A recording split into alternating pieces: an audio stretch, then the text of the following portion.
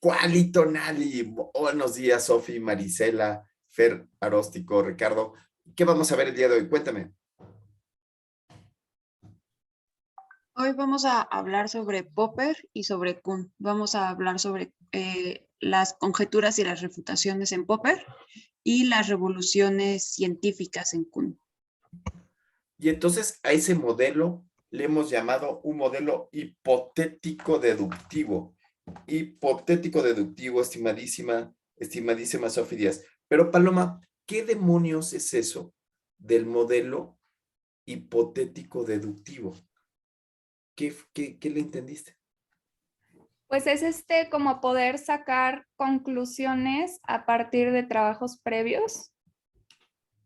Mm, ese modelo, José Antonio Jacome, ¿no te parecía que los modelos previos eran lo que quiere decir Paloma? Paloma dice, ¿sabes qué?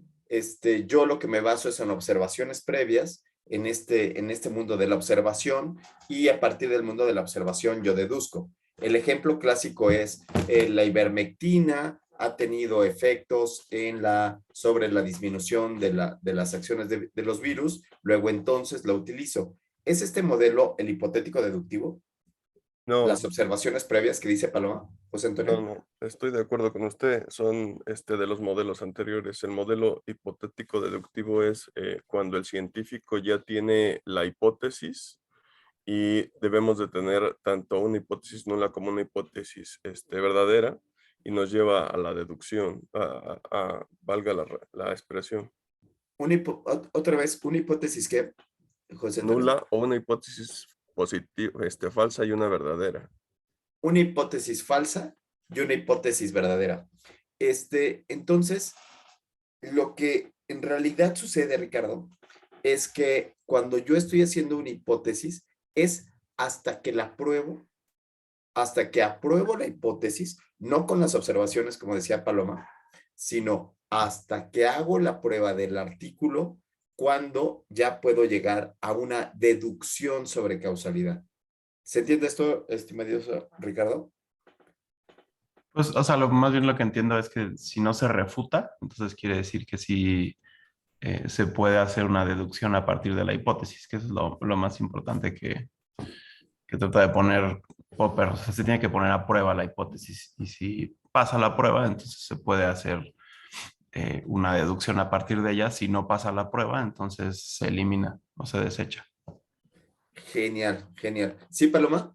Entonces el cambio de paradigma es, ya no me baso en las puras observaciones o ya no me baso en ese movimiento de Platón en donde los datos clínicos o mis sentidos me dicen que algo puede funcionar, me dice que un gen puede funcionar, que un SNP puede funcionar, sino que me tengo que esperar hasta que yo ya tengo el resultado. ¿Sí, Paloma? Sí. Bien. Bueno, pues entonces sigamos adelante con esta presentación. Y Karl Popper. ¿Qué onda con Karl Popper, Fer Aróstico?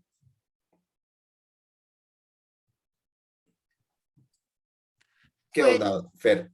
¿No estás con nosotros? sí, ¿sí me oye? Sí. Ah, pues Karl Popper fue un pensador muy importante más o menos en el siglo XX y era distinguido, o bueno, fue muy importante su historia antes de, digamos, de ser famoso. Viene de una familia judía, su papá era abogado, él nació en Viena y además estudió en Viena, fue profesor, eso es como lo más importante. Primero él estaba muy enfocado hacia el marxismo, después lo dejó, digamos que se desilusionó y adoptó posteriormente el socialismo, pero pues principalmente sus trabajos fueron como profesor, hablando del ámbito laboral. Y pues es como el panorama principal. Qué genial, ¿no, Fer? O sea, que ve lo que nosotros hacemos aquí en estas clases Y lo que hacemos en esta clase es comentar, pensar, que fue casi igual que Thomas Hunt como Karl Popper. Es exactamente lo mismo. Lo que yo te quiero decir es que es en el aula, es en las universidades donde se empiezan a hacer sus cuestionamientos, ¿no? Por ejemplo, él estudia marxismo y lo desecha. O sea, lo desecha completamente porque dice, ¿sabes qué? Que el marxismo no tiene ninguna manera, no hay hacia dónde ir con el marxismo. Y cambia el socialismo, ¿no? Y después de cambiar el socialismo, se va a Inglaterra y vuelve a cambiar el fenómeno porque se da cuenta que hay muchas cosas que no requieren y esa es la base de su pensamiento, o sea, errar y aprender, errar y aprender y errar, ¿no? Y entonces, ¿cuáles son sus principales obras publicadas, Víctor? Víctor. Sí, bueno, Popper, la primera obra que publica es La lógica de la investigación de 1935, cuando estaba todavía en Austria, en Viena. Y lo importante de él es que se desarrolla en una época en Austria donde estaba este círculo como de Viena de gente pensante en esa época que estaba como desarrollando la ciencia. Y él, de hecho, sus teorías surgen cuando acude a ver a Albert Einstein en una plática en 1919, cuando hacen la prueba del eclipse de Sol. Einstein postula su teoría de la relatividad en 1915 y en el 19 se comprueba, bueno, que la luz se curva cuando pasa el campo gravitacional del Sol, y de ahí él empieza a deducir sus teorías de que o sea, la ciencia tiene que ser falseable, tiene que poderse probar para poder, o sea, para que sea ciencia y no pseudociencia, y compara la teoría de Albert Einstein con otros pensadores como Sigmund Freud.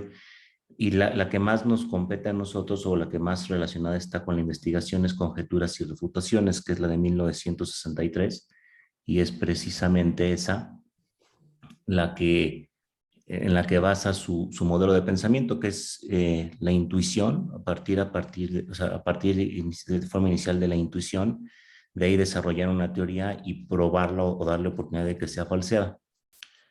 Y bueno, también durante la Segunda Guerra Mundial, él tiene que emigrar de Austria a Nueva Zelanda, y justo cuando acaba la Primera Guerra Mundial escribe su obra, que es La sociedad abierta y sus enemigos, que es una crítica pues principalmente al nazismo de Hitler y a Platón y a Herd y a otras personas.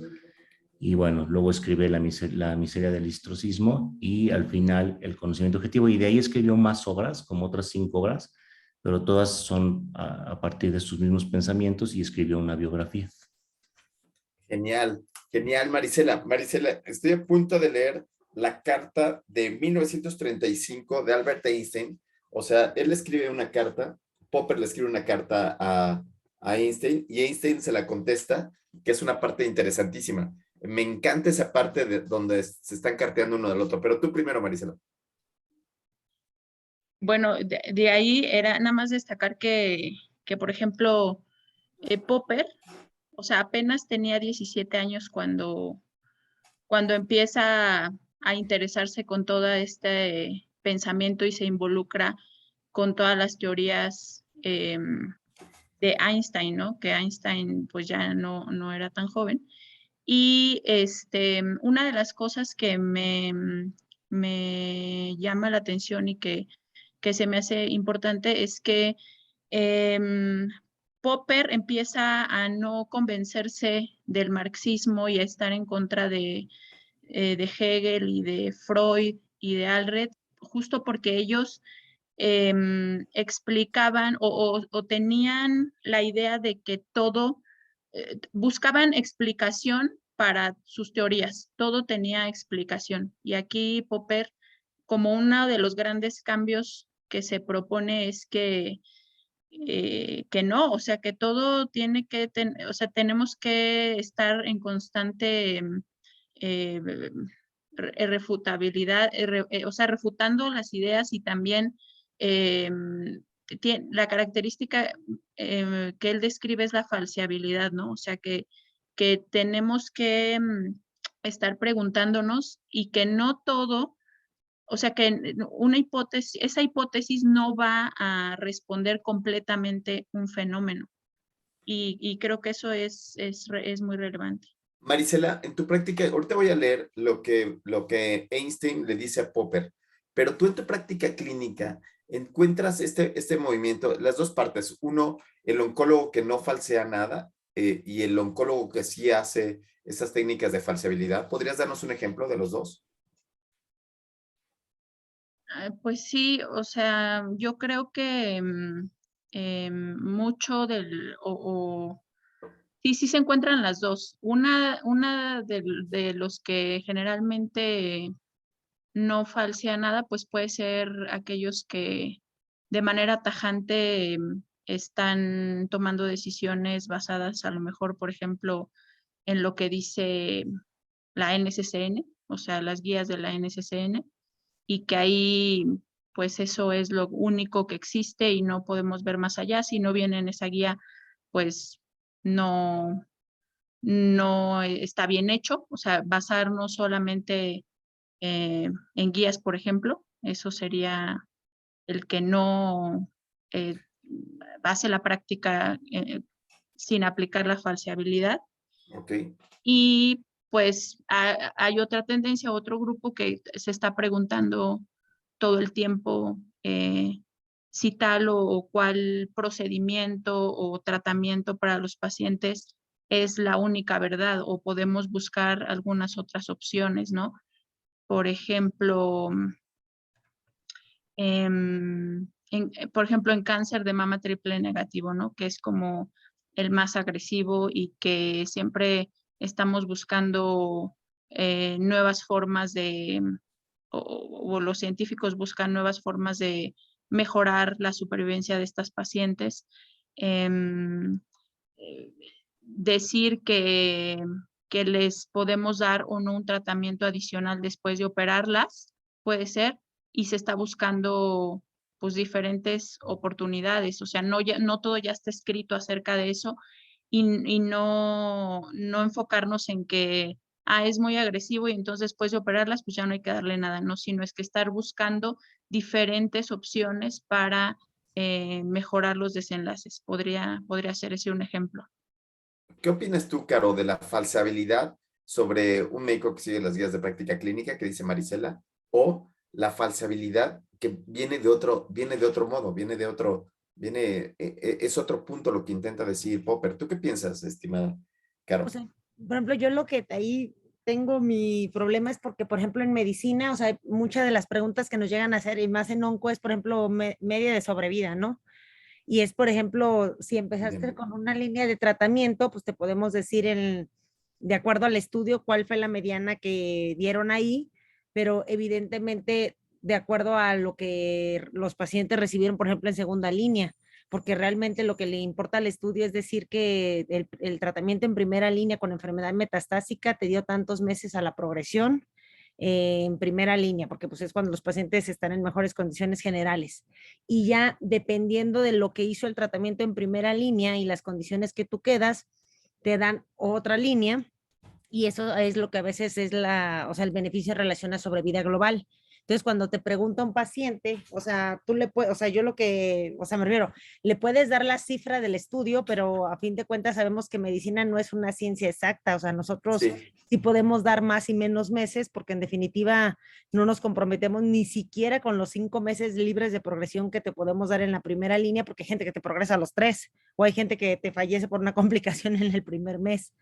Entonces, o sea, yo ahí sí creo que, o sea, somos más como en ese aspecto, a pesar de que nos gusta ser muy, o sea, de decir que nos basamos mucho en la ciencia. O sea, realmente hay veces que, o sea, nos quedamos muy cortos en cuanto a las cifras numéricas, a pesar de que diga lo que diga una publicación, porque la experiencia personal de los, por ejemplo, como dijo esta ahorita Marisela, o sea, el triple negativo es agresivísimo. Hay veces que no nos deja jugar nada. Entonces, ahí sí yo creo que somos más empíricos que otra cosa. Empírico no es malo, ¿eh? Ojo que empirismo no es malo. Empírico quiere decir que tengo una pregunta y la llevo a cabo. Lo que yo te quiero decir es que hay muchas ocasiones en donde uno como médico, yo soy pediatra, empieza a tomar los estudios de los resultados de otras cosas y las aplica para su práctica clínica habitual. Entonces, el caso es el Ambroxol, por ejemplo, donde no hay estudios para niños, no hay estudios en pediatría, y tengo muchos colegas que a los niños que tienen tos les dan Ambroxol. ¿Por qué? Pues porque en EPOC funciona muy bien, ¿no? Porque recluta neumocitos tipo 2 en EPOC, y luego entonces también puede servir para niños. ¿Me explico? Entonces, lo que dice Popper es, por favor, tenemos que tener una hipótesis sólida que sea falseable y a partir de esa la llevo a cabo y puedo sacar una deducción. Pero si me pierdo de este plano, ejemplo, uno como oncólogo empiezan a tratar, dice, bueno, ¿sabes qué? Que ahora hay un anticuerpo monoclonal que sirvió para un tipo de tumor parecido a este nuevo, de la misma línea. Entonces, seguramente también va a funcionar. Entonces, ahí es donde empieza Popper a revolverse en su tumba, ¿no? Pero déjenme leerles esta parte donde le contesta después de que en 1935 Popper condena los experimentos de Einstein, de Podolsky y de Rosen sobre lo que estábamos platicando hace rato. Y lo que dice es, he leído su documento y estoy encantado y de acuerdo con sus datos. Solo que yo no creo que la posibilidad de producir un caso súper puro nos pueda ayudar a predecir la precisión y el momento, color de un fotón con una precisión inadmisible. Esto hace que, propuesto por usted, hay una gran cantidad de fallas en el espectro de la luz. Esto que le dijo Einstein a su corta edad a Popper, en 1935, como Maricela lo había platicado, le cambia los ojos a Popper diciendo, todo puede fallar, todo puede ser falseable, ¿no? Entonces, este punto de la conexión de la historia de Einstein con Popper resulta verdaderamente sabroso, ¿no? Pero, ¿qué otra cosa nos puedes platicar, David Isla? ¿Estás con nosotros, David? ¿Todavía no llega David? No. Marta, ¿qué otra cosa pasó con las ideas de Popper? Pues Popper, como ya habían mencionado antes, había buscado como un cierto inspiración de tanto Freud como Adler y tuvo la oportunidad de como leer los pensamientos de psicoanálisis que tenía Freud y llevó estos pensamientos como a un poquito a su interés en esto de la psicología cognitiva. Entonces, se identifica como mucho con Einstein en su teoría de la relatividad y al mismo tiempo, o sea, nota la carencia de Freud conforme a sus ideas. A mí lo que se me hizo muy interesante es que hizo su doctorado con Carl Buller, el cual es como uno de los fundadores de la psicología experimental y tiene como muchos trabajos en terapia, en psicología cognitiva. Entonces eso como que también es como una de las bases para sus pensamientos filosóficos. Qué increíble, ¿no, Sofía Díaz? De verdad, ¿no te parece increíble estos pensadores, estos pensadores increíbles que le hacían a todo, le hacían a la psicología, a la filosofía, a la astrología, a la astronomía, ¿no? O sea, que eran capaces de pegarle a todas las ciencias, ¿no? Cosa que ahora parece ser que si un médico se dedica a tocar el piano, parece ser que ay, no, tú dedícate a lo tuyo, ¿no? O un cirujano que se dedica a hacer ciencia, le dicen, ay, tú ya se te van a enmuecer las manos, ¿no? Entonces, ¿qué pasa con estos fenómenos? Bueno, con respecto a la inspiración de sus ideas, también me parece importante mencionar el Círculo de Viena, que creo que Fer ya lo había mencionado. El Círculo de Viena tiene toda la influencia de Comte, que vimos la clase pasada, del positivismo de Comte, y de Wittgenstein, que hace filosofía del lenguaje. El Círculo de Viena se vuelve como un grupo muy selecto dentro de la universidad en la que estudia Popper, y tiene personajes tan importantes como Carnap, como, bueno, nombres así interesantones, ¿no? Lácatos.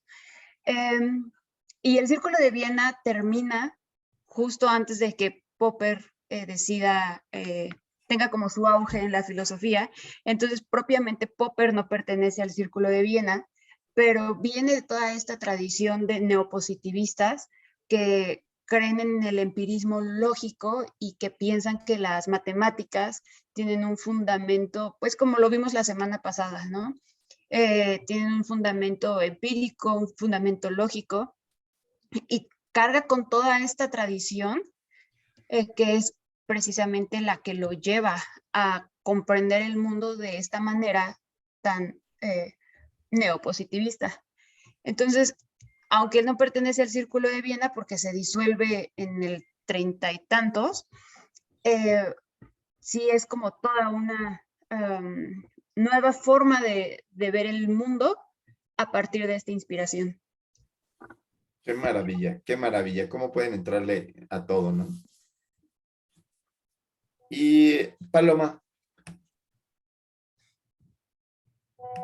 Paloma, y entonces, él tenía esta idea de cómo de distinguir la ciencia verdadera de la pseudociencia, que a mí me encanta este punto de la distinción de estos dos apartados. ¿Qué es lo que nos puedes decir de la división de ciencia y pseudociencia según Popper? Bueno, pues de la ciencia, él dice que son todas estas teorías que son, que se pueden demostrar falsas si se ponen a prueba. Y las pseudociencias pues no se pueden, o sea, no son refutables. Nada, por ejemplo, una guía de práctica clínica que no sea refutable es pseudociencia. Si estoy haciendo algo que no sea refutable, es pseudociencia. Y este es uno de los apartados que habíamos visto en clases anteriores. Cuando pensamos en si se opera o no se opera una apendicitis, ¿no? Entonces, el punto básico es que tenemos que refutar que no se opere, ¿no? O sea, hay que refutar que el tratamiento sea médico, sino que tiene que ser quirúrgico. ¿Por qué? Porque se incrementan las complicaciones, se incrementa alguna cosa. Pero si hay alguien que no lo pone, en duda, luego entonces es pseudociencia, ¿no? Y entonces surge este fenómeno llamado la versión popperiana del método científico, que resulta muy interesante, ¿no? Y entonces, José Antonio, ¿nos podrías platicar un poquito de esto? Bueno, lo que comenta aquí Popper es precisamente que sugiere que las pruebas deben estar dirigidas a mostrar los aspectos falsos, perdón, me confundí con los positivos y negativos. Y precisamente que las teorías no son los resultados de la síntesis de las observaciones como las inductivas, sino más bien son conjeturas o invenciones creadas por los investigadores para explicar algún problema. ¿Qué sería esto de hipótesis versus inducción, ¿no? Hipótesis versus solamente la observación y a partir de una observación tomar una posición, una resolución, ¿no? Muy bien, José Antonio. Ricardo, ¿y qué otra cosa te trajo a la mente esta parte qué otra cosa te trajo a la mente la versión popperiana del método científico? ¿Qué es lo que te dejó a ti esta circunstancia? O sea, de cambiar el inductivismo, esta parte de tu parte clínica, inductiva versus hipotética. ¿Qué te dejó? Pues, yo creo que, o sea, lo que más me gustó es que da pie a que siga evolucionando y no se quede estancada en una hipótesis que se comprobó como cierta y ya no avanzo. O sea, precisamente como que le permite a la ciencia continuar evolucionando. A pesar de que se haya hecho una hipótesis y se haya hecho un experimento y ya haya salido positiva la hipótesis verdadera que yo propuse, no quiere decir que no se puede cuestionar. O sea, creo que eso es lo que me gustó. O sea, aunque haya salido así, se puede hacer otro experimento y puede ser que haya una otra verdad que también se pueda aplicar y que sea mejor que la verdad inicial que se haya encontrado. O sea, no la deja estancada. Bravo, bravo, bravo. Esto quiere decir que solo, o sea, que no se puede cuestionar, lo único que no se puede cuestionar son las pseudociencias. Si hay algo que no es cuestionable, como por ejemplo la educación, como por ejemplo los métodos que usamos en los quirófanos, si algo no es falseable, luego entonces no es científico, ¿no? ¿Y cuántas veces no hemos visto cosas así en los hospitales, Ricardo? ¿No? Las enfermeras toman signos cada 8 horas y te preguntas por qué cada 8 horas, sino cada 6, o no cada 4. Ya parece que los usos de monitores cambiaron la manera de ver la medicina. Es necesario monitoreo continuo en algunos pacientes y a veces parece que no, ¿no? Y entonces, ¿cómo nos vamos llenando de acciones que son más bien inductivistas, que dices, no, pues puede servir, ¿no? Puede servir tener el monitoreo continuo, ¿no? Puede tener una utilidad versus versus estar al lado del paciente, ¿no? Entonces, hay un montón de conjeturas que nos ayudan a ver mejor este panorama, ¿no? Yo creo que en la pandemia nos atascamos de medidas que ni estaban comprobadas, y aún así se siguieran haciendo y poner el tapetito en la entrada de las tiendas, que nunca vi absolutamente ninguna utilidad científica de hacer eso, pero ahí estaba la gente necia porque eso es lo bueno que se tiene que hacer. Entonces, sí, hay cosas que no hacíamos porque pensábamos que eran correctas y no vi el motivo de... Sí, sí, sí, qué locura. Es así como la bolsa de plástico de las taquerías, ¿no? De que pone una bolsa de plástico con agua para que se vayan los moscos, ¿no? Marta. Yo creo que eso es súper cierto lo que está diciendo ahorita Ricardo. Por ejemplo, aquí en el ABC en Campus Santa Fe, creo que sacaron la estadística de cuántas personas con fiebre captaron tomándole las temperaturas a la entrada del hospital, y de toda la pandemia solo captaron a una persona con fiebre y nos tomaban la temperatura a todos. O sea, entonces como que no tenía sentido.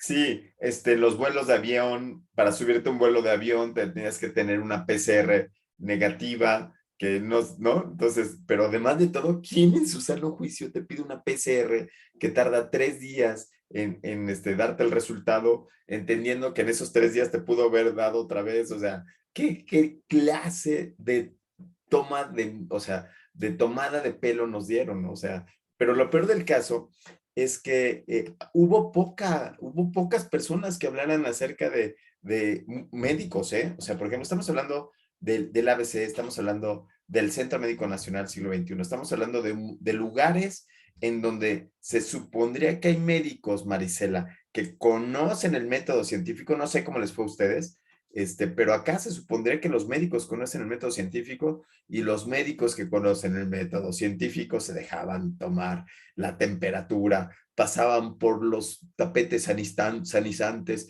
y se ponían gel a la entrada para estar perfectamente listos cuando cualquiera de nosotros hubiera dicho, ¿dónde dice, no? O sea, porque si hubiera sido otra medida, hubiera dicho, oye, pero ¿qué te pasa? O sea, ¿pero por qué estás haciendo toda esa clase de boberas, no? ¿No? Entonces, no sé cómo les fue allá, Marisela, en Sí, Toluca. igual, nos fue igual. De hecho, aunque aquí sí hubo una discusión entre un grupo de médicos, porque se puso un filtro a la entrada del centro oncológico, donde igual las enfermeras o incluso médicos estaban todos con su equipo de alta protección, tomando la temperatura a todos los pacientes, y el gel, ¿no? Y sí hubo quienes cuestionaron, ¿debemos seguir con este filtro ya después de ciertos meses? ¿qué información nos ha dado este filtro? O sea, ¿cuántos hemos detectado por el filtro? ¿Cuántos casos, no? Entonces, hubo ahí varias series de discusiones en ese sentido, hasta que hubo la doctora encargada de epidemiología dio algunos datos y bueno, pues se decidió quitar el filtro, pero eso no fue tan pronto, pues eso llevó una serie de discusiones. Entonces, qué divertido, porque todo esto que estamos aprendiendo, que fue del siglo pasado, ¿no? Que tendríamos que tener una hipótesis y a partir de la hipótesis tener el resultado y deducirlo, lo que hicimos fue regresarnos a la época de Platón y decir, no, se me hace que sí, se me hace que la lógica inductivista, se me hace que sí ha de servir. Sí sirve, sí sirve. Entonces, como sí sirve, porque yo creo que sí sirve, luego entonces deduzco y lo llevo a cabo, ¿no? Y así, como decimos eso fue aróstico, así como decimos eso, decimos un montón de cosas que Popper amablemente las mete a este mundo de ensayo y error. Sí, y esta parte de decir ensayo y error o este tipo de método a mí me parece que es como una nueva oportunidad de decir que también es posible que nos equivoquemos, o sea, no todo va a ser como lo voy a probar y mi hipótesis va a ser cierta. O sea, también hay una posibilidad de que nos equivoquemos y este tipo de método que plantea Popper de ensayo y error menciona que es formulación de nuevas ideas, de temas nuevos, los cuales se van a someter a, menciona rigurosas refutaciones y con eso se detecta dónde estamos equivocados. O sea, va a pasar por un filtro nuestro pensamiento, nuestra nueva idea y un filtro muy riguroso donde nos vamos a dar cuenta cuál fue nuestro error y va a existir ahora la posibilidad de que sea una hipótesis falseable. Entonces me parece algo muy bueno porque entonces ya hay contraste justamente de hipótesis. Oye, Vic, y mira cómo cambia la medicina a mediados de 1900, del siglo pasado.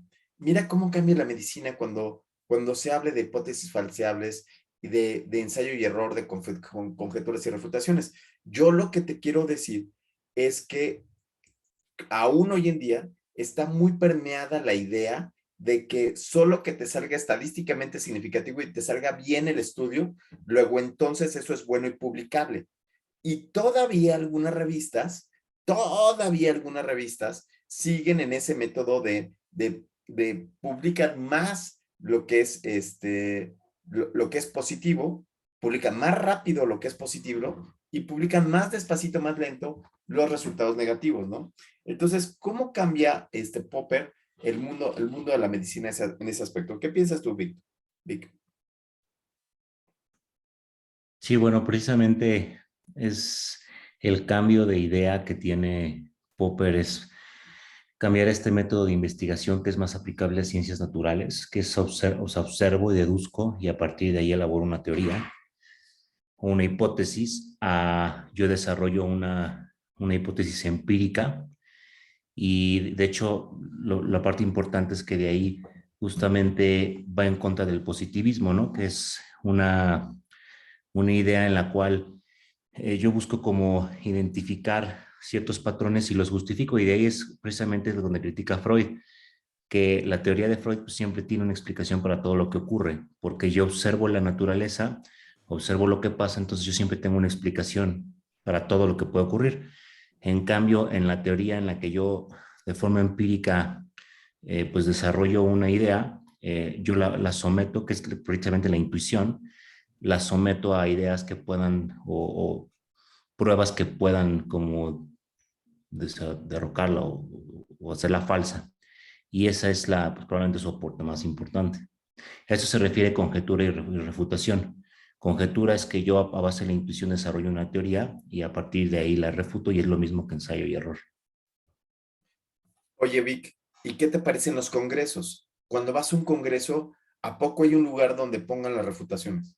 O sea, casi siempre cuando vas a un congreso, es el congreso de las puras cosas positivas, ¿no? El congreso de Freud, pues así, justo como lo estás Claro. diciendo, ¿no? Y precisamente se habla mucho de que en la práctica actual, bueno, solo habla un poquito más Kant, pero que cuando tú desarrollas un artículo o una ciencia, estás desarrollando una ciencia, todas las cosas que no van de acuerdo a la hipótesis las tomas como incorrectas. Entonces, en vez de construir una idea a partir de cosas incorrectas, las vas desechando y eso va haciendo que, pues, la hipótesis, en vez de ser reforzada, la teoría ser reforzada, pues como que se va perdiendo su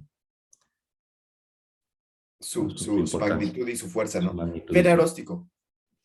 Y yo también quería agregar, usted mencionaba de los congresos. Otro ejemplo, además de los congresos, es actualmente también en las revistas científicas.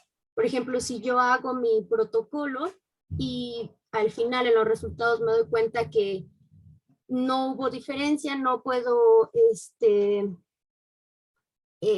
o sea, no puedo, ¿cómo se dice? No es tan fácil que te lo publiquen, ¿no? Sí, o sea, si los resultados no fueron como al final, como mi hipótesis decía, es más probable que la revista no me lo acepte. Y si yo entrego resultados significativos que van de acuerdo al método científico, entonces es más probable que sí me lo acepten. Sí. Entonces ellos sí como que no aceptan la teoría popperiana. Sí, bueno, cada vez hay más posiciones, por ejemplo, con la coloración Cochrane, en donde está buscando estos resultados negativos, ¿no? Entonces, lo que sería antipopperiano sería este residente que no le sale significativo sus resultados, que no encontró nada y se pone a llorar y llora y llora y llora y ay, no me salió positivo, no salió nada y no lo publica y no lo manda, ¿no? O sea, le da depresión y no lo manda. Entonces, lo que nosotros decimos en este popperiano es, se requieren las conjeturas, las refutaciones, el ensayo-error y los resultados negativos son resultados igual de válidos, igual de fuertes, igual de buenos, ¿no? Entonces, bueno, todos los que hacemos artículos y ciencia, cuando sale algo negativo ya no queremos tirar la toalla, pero ahora nos deja un muy buen sabor de boca, ¿no? ¿Qué otra cosa nos puedes platicar sobre conjeturas y refutaciones de Karl Popper, estimada Caro Blanco? Pues más bien es como que su obra principal, ¿no? O sea, en relación más bien a que era, o sea, de toda su trayectoria, o sea, es lo principal en relación a, ¿cómo le decían? A la salida de los dilemas de la lógica científica, que es lo que yo le entendí. Entonces, o sea, más bien era como su criterio de la demarcación para una proposición de que pudiera ser algo falseado, que era lo que ahorita estaban explicando en relación a que solamente una ciencia falsa no podías decir que no se podía.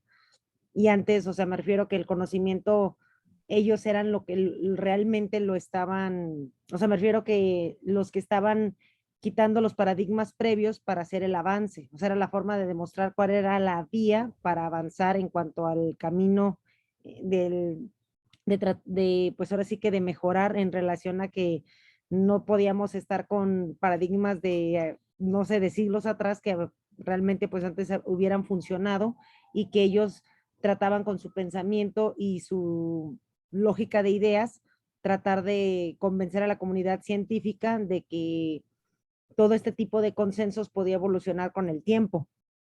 Entonces, o sea, yo siento que lo mejor que tiene él es en relación a no aceptar nada como definitivo, sino que estar muy abierto al cambio en relación a que a lo mejor, de acuerdo a tu conocimiento, ahorita algo es ciencia y verídico, pero posteriormente por los avances que se puedan llegar a tener, esto puede cambiar y modificarse. Me refiero en relación a, no sé, hasta en cuanto a los tratamientos que nosotros damos.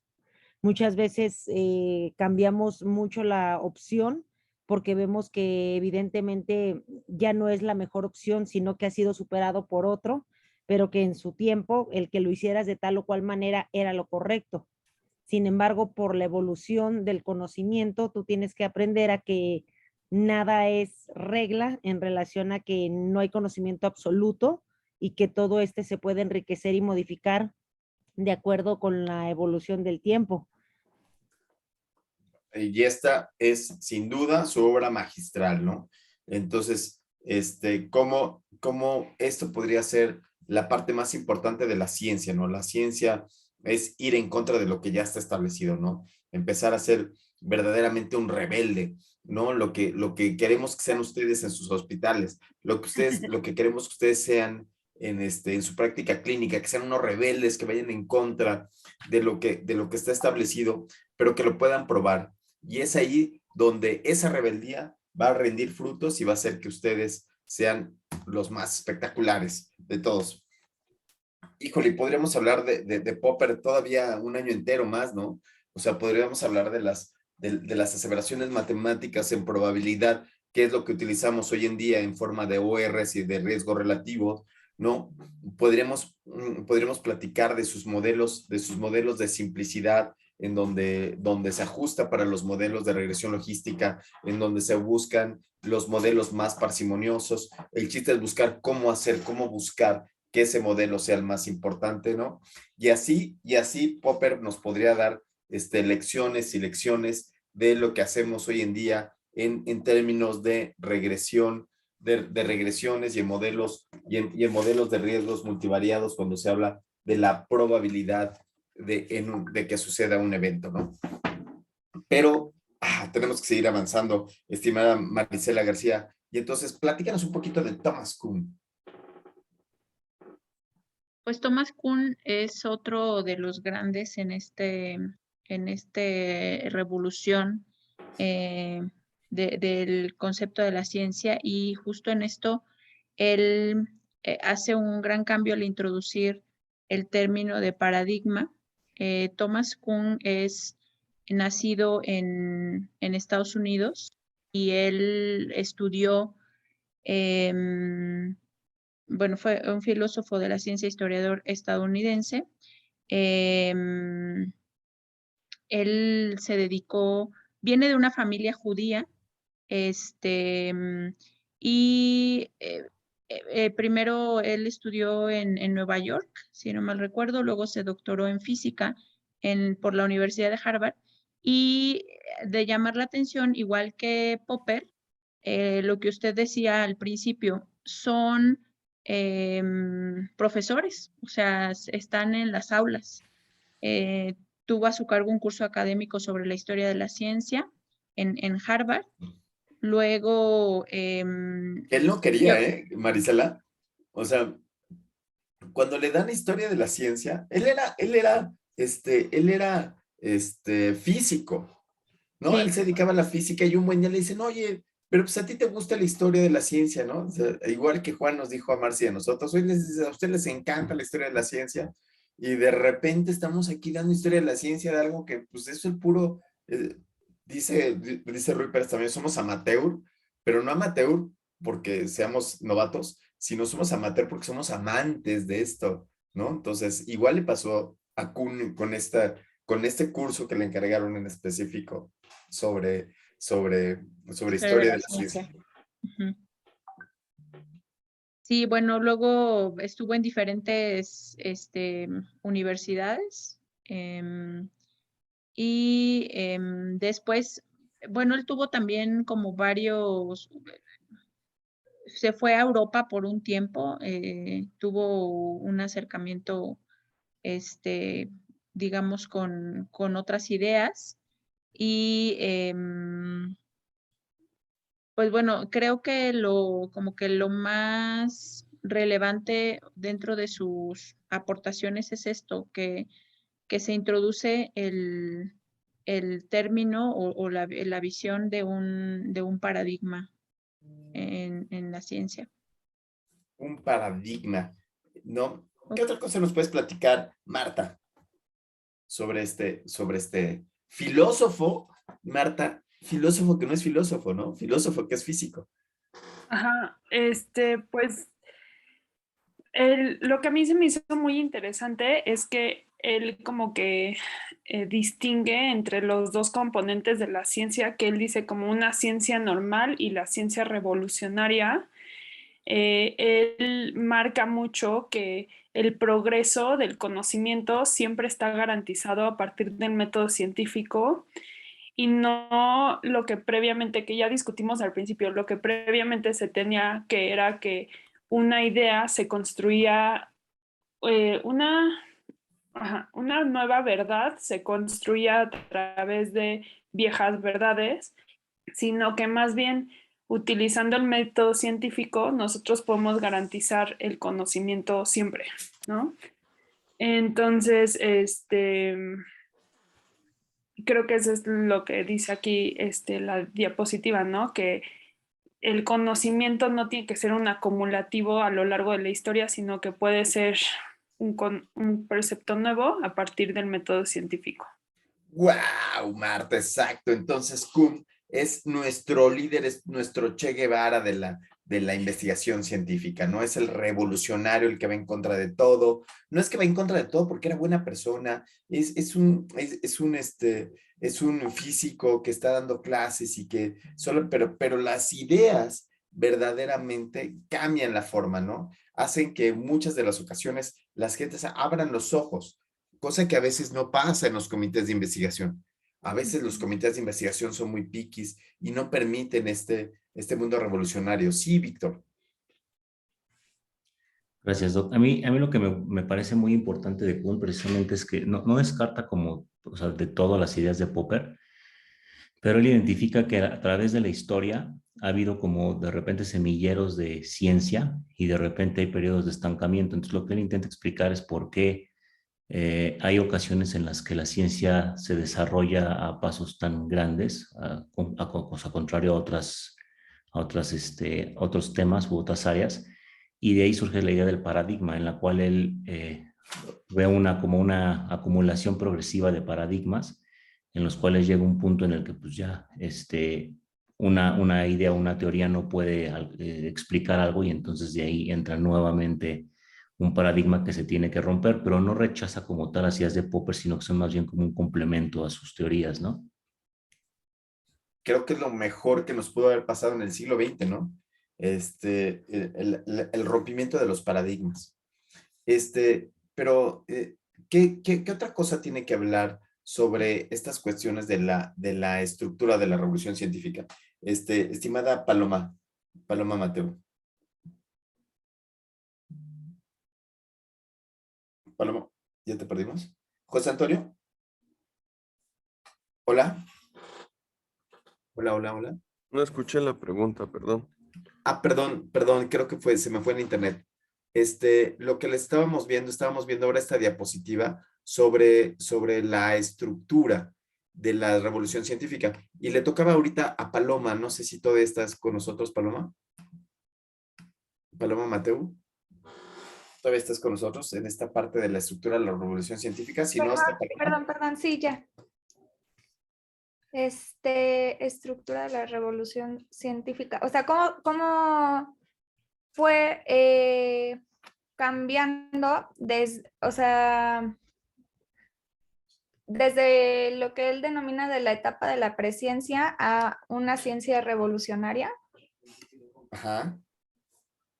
Bueno, pues lo que comenta, por ejemplo, de la etapa de la presciencia es que se desarrolla de acuerdo a los paradigmas que ya existen y de las teorías que ya han sido aceptadas. Y la parte de la ciencia revolucionaria es tomar este paradigma anteriormente aceptado y cambiarlo por un nuevo paradigma. Pero qué cosa tan genial, ¿no? Y nos lo decía con letras y señales Víctor Noriega, ¿no? Nos decía, es este nuevo paradigma el que nos hace que la ciencia empiece a construirse y la ciencia empiece a progresar, ¿no? Y romper los paradigmas es yo creo que una de nuestras metas, Sofi. Sofi, piensa en la locura de los paradigmas que antes pudiste haber tenido en la época que no hacías la maestría. Y ahora ya hiciste la maestría y muchos de esos paradigmas cambian. ¿Qué paradigmas han cambiado para ti, Sofi? Bueno, personalmente cuando llegué a la carrera a estudiar medicina pensaba que pues era verdadero todo lo que sabíamos, ¿no? Pensaba que la gente que escribía los libros era porque era así iluminada por las divinidades y que sabía lo que decía, ¿no? Y ahora me doy cuenta de que pues realmente lo único que sabemos son las aproximaciones probabilísticas y estadísticas de lo que va a pasar. Entonces, pues creo que en mi persona pasó lo que pasó en la ciencia a nivel humanidad, en donde pasamos de creer en las divinidades a creer en que las ideas pueden ser refutables, pueden ser cambiantes, y entonces eso revoluciona la ciencia, ¿no? Entonces, Pero ¿qué paradigma se rompió? ¿Qué paradigma se rompió dentro de pues, ti? pues yo pensaba precisamente de que cuando alguien decía que este medicamento era el medicamento ideal para tal tratamiento, yo pensaba que no había forma de cuestionarlo, porque Sí, pues, ya habían sí, hecho un ensayo clínico y el ensayo clínico decía que tenía cierta protección para tal enfermedad. totalmente. Pero ahora comprendo que no. Mi paradigma, Sofi, era que los que hacían medicina básica eran los genios y los que hacían clínica eran unos burros. O sea, que el conocimiento fuerte estaba en la básica y descubres que solamente es una parte chiquititita, ¿no? Que Cofepris y los que avalaban el uso de algún medicamento tenían todo el conocimiento, así como tú dijiste, eran paridos por Zeus, y de repente te das cuenta cómo son probabilidades, cómo hay que analizar el neuro, necesario tratar, cómo son falibles, ¿no? Entonces, y de ahí puede venir esta revolución en nuestra cabeza, ¿no? ¿No, Sof? ¿No? La verdad es que está bien padre. Bueno, sigamos. ¿Qué es esto de la origen griega de la palabra paradigma? Ay Dios, ya me pasé. Origen griego de la palabra paradigma. ¿Quién quiere? ¿Quién dice yo? Porque ya me perdí. Creo que me quedé en Marisela García ya dijo, David Lanovino, Marta Elda, Brito.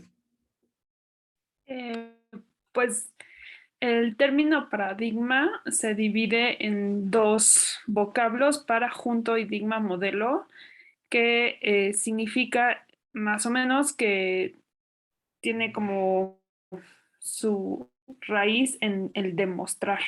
Entonces, este término se refiere a las consecuencias de los mapas o esquemas mentales que cada individuo tiene, que afectan sus maneras o modos de ver y vivir la vida. Inicialmente esta palabra se utilizó por Platón para determinar a lo que son las ideas o los tipos de ejemplos que se usan en una cuestión, y posteriormente Thomas Kuhn lo pone como un término para ejemplificar lo que es la práctica científica actual, ¿no? Y posteriormente se utiliza por Joel Parker. Buenísimo. Entonces, este paradigma solamente es un modelo. O sea, cuando decimos que es el paradigma el paradigma de la investigación, solo es un modelo. Entonces, es lo que tenemos que conocer y cómo estos modelos pueden ser refutables y pueden cambiar muchísimo, ¿no? Y entonces tenemos esta diapo donde ya empezamos a platicar sobre qué onda con la ciencia. Y entonces vamos a pedirle a Paloma, Mateu, si nos ayuda leyendo esta diapositiva y que nos diga su punto de vista. Sí, ciencia. Se entiende que ciencia es sinónimo de conocimiento. Siendo así, Kuhn nos aclara, para que la ciencia se considere como tal, debe estar delimitada por los paradigmas que demarcarán la clasificación de dicha especialidad científica. Thomas Kuhn definió así los paradigmas. Considero a los paradigmas como realizaciones científicas universalmente reconocidas que, durante cierto tiempo, proporcionan modelos de problemas y soluciones a una comunidad científica. Si lo que conocemos como ciencia no tuviera su paradigma, no podríamos diferenciar la ciencia del conocimiento común. El filósofo estadounidense señala la importancia de factores históricos y sociológicos en un proceso continuo, Tal proceso se desarrolla por el paso de un paradigma a otro que reemplaza al anterior. Un paradigma es la concepción de un objeto de estudio, de una ciencia acompañada de un conjunto de teorías básicas sobre aspectos particulares de ese objeto. Ese contenido define los problemas, la metodología y la forma de explicar los resultados de la investigación. Santo Dios, qué diapositiva tan larga y tan compleja. Y espero que esta diapositiva no se repita nunca más en la existencia porque tiene muchísimas, parece copy-paste de algo, está muy padre para lectura, pero ¿cuáles son las ideas principales de esto? ¿Qué es la idea principal que nos quiere decir todo este escrito? Que la ciencia evoluciona, que los paradigmas se rompen o más bien se van sustituyendo conforme se va generando conocimiento. Sí, los paradigmas se rompen. El conocimiento científico también es un paradigma, Ricardo. También es eso. Creo que aquí es súper importante una cuestión que han estado publicando mucho en internet, sobre todo en refutación a las personas anticiencia o, por ejemplo, antivacunas, en donde muchos de los antivacunas o gente anticiencia le gusta mucho mencionar paradigmas antiguos de la ciencia y decir que la ciencia mintió anteriormente y por lo tanto la ciencia no es un sistema infalible y no se debe seguir. O sea, ese es el pensamiento de mucha gente anticiencia. Y lo que contestan los científicos es que la ciencia, si anteriormente dijo algo distinto a lo actual, no es porque haya mentido, sino porque actualmente aprendió algo distinto que no conocía. Y justo es lo que creo se intenta explicar en esta diapositiva. O sea, no es que mientas, sino que aprendiste algo nuevo y eso no sustituye a lo viejo. Pero no es que haya habido un error anteriormente, sino que no se conocía, no se tenía una parte del conocimiento que actualmente se tiene. Y que si no es refutable, no es ciencia. Y que si no puedo decir que ese conocimiento no es cierto, entonces no es ciencia. Entonces, la gente, Caro Blanco, confunde a qué es conocimiento científico, casi dicen, es conocimiento científico, entonces me persino. Eso es palabra de Dios, entonces sí es cierto. No, es conocimiento científico que fue probado con una hipótesis y que puede haber muchas otras variantes, Caro. Yo lo que entendí de esta diapositiva más que otra cosa es que el conocimiento común es algo estable, como que Dios es bueno y nunca lo vas a poder cambiar. El amor es bueno. El amor es bueno, el amor es infinito, felices para toda la vida. Ajá. A diferencia de lo que es la ciencia, que la ciencia es un proceso continuo de cambio. O sea que a lo mejor algo es ley ahorita, pero tenemos que estar abiertos a que dependiendo de la evolución del conocimiento, lo que ahorita dices que es de cierto color puede cambiar en unos meses porque rompes ese paradigma. Y que el conocimiento común es el único que no va a variar, o sea, que es algo estable que no se va a modificar con lo que venga. Así es, totalmente. José Antonio Jácome. Que yo en esta diapositiva veo un resumen de lo que nos pasó estos 2 últimos años con COVID. Pues, al inicio, hoy todos nos reímos de los tapetes, hoy nos reímos de la toma de la temperatura, hoy nos reímos de alguien que seguramente se puso una escafandra para atender a un paciente, pero al inicio, bueno, yo que estuve en área COVID, todos los que entraban, o sea, no había científico, y les puedo dar nombres, que no me pedía guantes, cubrebocas, doble, triple capa, KN95, careta, gogles, todo para entrar a ver a su paciente. ¿Por qué? Porque era lo que no conocíamos, era lo desconocido. Conforme fue avanzando el tiempo y podemos ver fotografías de China, en todos, Francia, todos los países pasó exactamente lo mismo. Conforme fue pasando el tiempo, la mayoría fuimos aprendiendo que no era necesario el cubrirnos tanto para este bicho, sino que solamente con tener las medidas aéreas, porque es un bicho que se transmite por temas aéreos, era suficiente y necesario. Pero ese es el resumen de lo que vivimos con COVID. Totalmente. Y creo que esta diapositiva nos da no nada más el resumen de eso, sino el resumen quizás de muchas cosas que hacemos en la vida. Uso de antibióticos indiscriminado, uso de material quirúrgico que no se requiere, o sea, un montón de cosas, ¿no? O sea, pero sí también nos dice cómo tenemos que ir rompiendo los paradigmas, ¿no? Cómo, o sea, cómo el paradigma inicial era ponerte careta y ponerte todo, porque eso era lo que se conocía científicamente, lo que parecía que era el fenómeno que estaba propuesto. Lástima que no tenía el concepto de Popper, de decir cuál es la hipótesis y compruébala, sino que ellos ya estaba ahí el paradigma de que había que cubrirse. Y hubo que romper los paradigmas para decir no es necesario todo eso, ¿no? Entonces, creo yo que el romper los paradigmas sí nos ayuda a avanzar en la práctica clínica, ¿no? Y yo creo también que esto que decía Caro, que la diferencia del conocimiento científico contra el conocimiento normal o conocimiento común, que le llama Kuhn, es que el conocimiento común nos permea, José Antonio?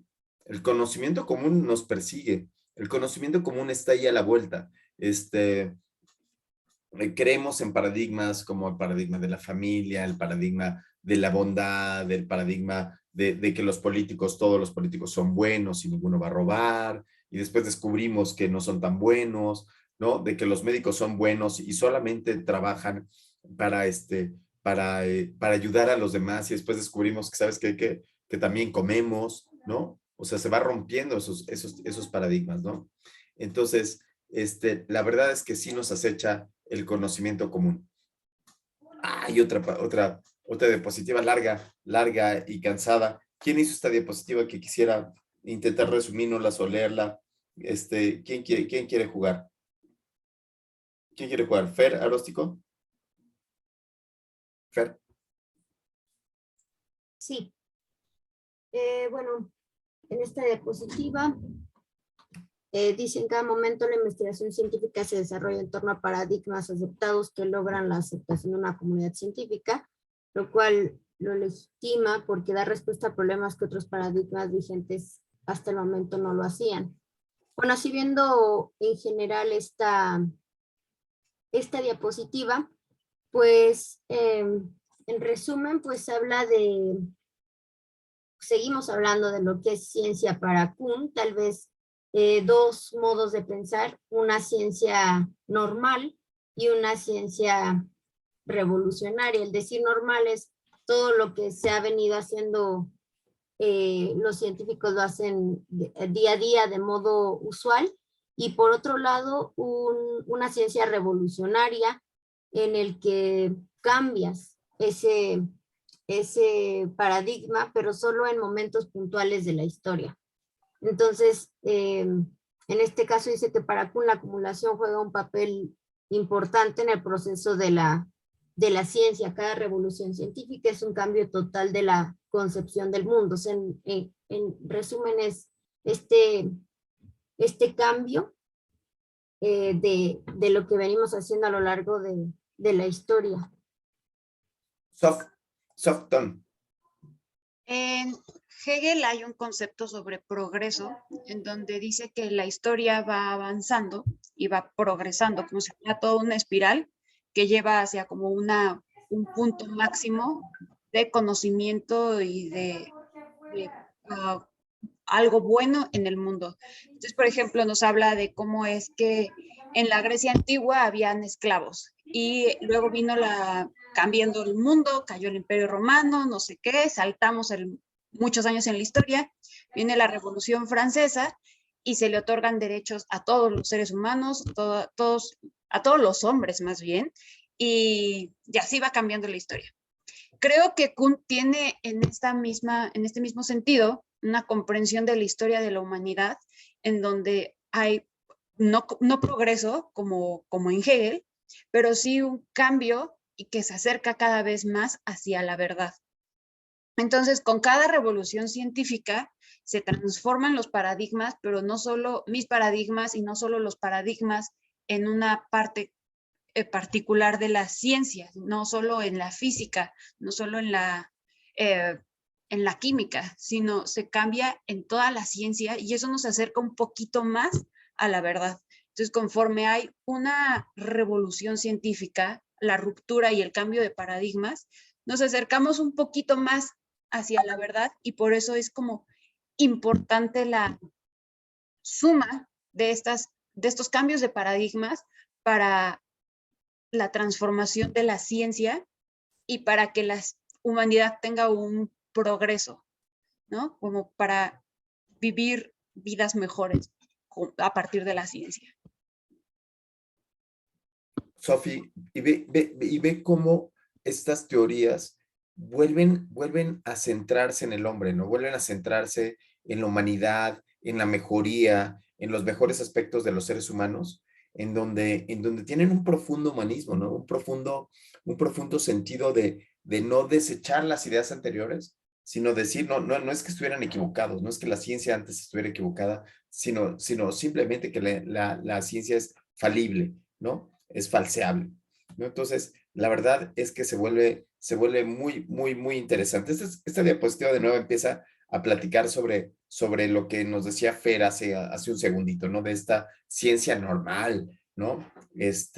Versus la ciencia revolucionaria, ¿no? Entonces, a veces yo creo a veces que Paloma, que estamos metidos en ciencia normal, ¿no? O sea, que estamos a gusto, ¿no? Paloma o José Antonio Jácome, qué a gusto y qué a todo dar es estar metidos en esta ciencia normal de tengo mis antecedentes bien fundamentados para llevarme a una pregunta científica, ¿no? Casi, no me estoy tirando a matar, ¿no? No estoy cambiando los paradigmas, ¿no?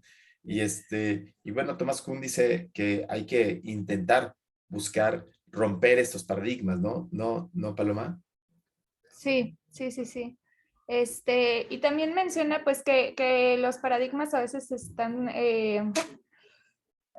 sustentos a seguir o a poderse cambiar de acuerdo pues también a la sociedad, ¿no? A la edad de los científicos, a la edad de la gente que lleva a cabo la ciencia. Sí, la verdad es que es muy, ilusiona mucho este mundo de los paradigmas y las teorías Ahí de en el Kuhn, ¿no? libro menciona así como la frase de que la comunidad científica es como el árbitro de lo que es la ciencia y de su calidad, ¿no? En este sentido. O sea, la comunidad científica dicta los paradigmas que siguen vigentes y los que se van a ir imponiendo Sí. o sustituyendo a los otros. Sí, claro, porque al final del día la ciencia es una actividad humana, ¿no? La ciencia, por ejemplo, lo que decía Popper, es que las hipótesis es donde está la verdadera creación del investigador, es donde está el verdadero pensamiento científico, donde está la innovación, ¿no? Pero ¿qué es esta revolución científica, José Antonio Jácome? Rápidamente, porque ya se nos está acabando el tiempo.